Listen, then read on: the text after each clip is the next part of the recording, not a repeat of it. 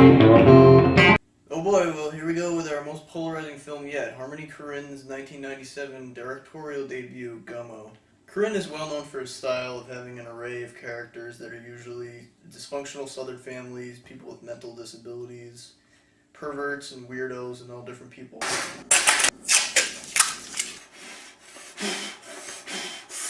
The film is considered modern avant-garde. It doesn't focus on one character or plot, but really explores the town as a whole. We follow the everyday lives of two boys, three sisters, and a kid with bunny rabbit ears and no shirt who runs around for some reason. The two boys collect dead cats and bring them to a restaurant for money, ride their bikes around and huff glue and so on. The three sisters do girly things such as taping electrical tape onto their breasts, and the rabbit kid plays accordion, plays dead, and ends up hooking up with two of the older sisters. Much of the dialogue and subplots involve being as lewd as possible, covering such topics as racism, incest, and rape for no other apparent reason than to be taboo, and this happens quite often in the movie. On the other hand, most of the situations come off as realistic since most of the cast, if not all of it, were non-actors prior to this, with the exception of Chloe Sevigny, and this leads me to believe that many of the scenes were improvised in one take. At least one of the men during the wrestling scene had just recently gotten out of prison, and one of the two main characters was discovered on an episode of Sally Jesse Raphael about paint sniffing. There also appears to be a lot of genuine home footage in the movie. Some of the film is mesmerizing and engaging, but alternatively the longer, more conventionally shot scenes can get stale and boring, such as when Korine plays a character hitting on a small person, or when one of the main characters, Solomon, is talking to the retarded wife of a man he just paid to sleep with her. It's almost as if the transition between scenes featuring tape recordings of people talking or haunting music spliced with random footage or sometimes still photographs is more interesting than the actual written scenes. Some standout scenes for me definitely include the wrestling of the table and chairs, and of course eating the spaghetti in the bathtub.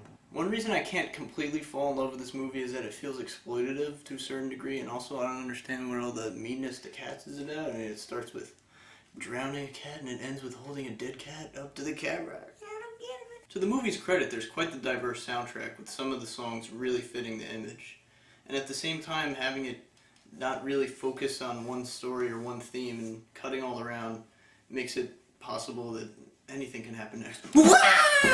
It's an uncompromising and very original vision, and it walks a line between very over-the-top and yet somehow also still kind of realistic. And sometimes you just need that movie to come by and be ballsacks crazy, and the 90 minutes just fly by. On the other hand, the movie wallows in negativity. It stays on some things too long, and it doesn't stay on other things long enough to make a point. It's not avant-garde in the sense that it's a collection of offensive material, but it is avant-garde in the sense that it's a collection of scenes that have you coming away with a feeling.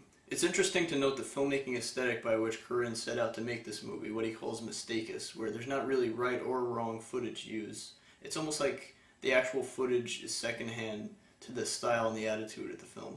This leaves Gummo and his subsequent movies outside the realm of criticism, almost. It's more about having a collection of scenes that really leave an impact on the viewer. And what's great is everyone can walk away with their own meaning from the film.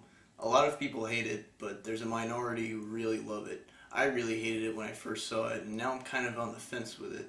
I wanted to like it, like that family member that no one else likes, you know? I would give it a higher score if it were a little bit more focused, but it is a groundbreaking movie in its own right, so I'm going to give it 6 out of 10. Well, that's it for my review. It's such a repulsive movie that I'm just going to have to take a bath. Stay sexy!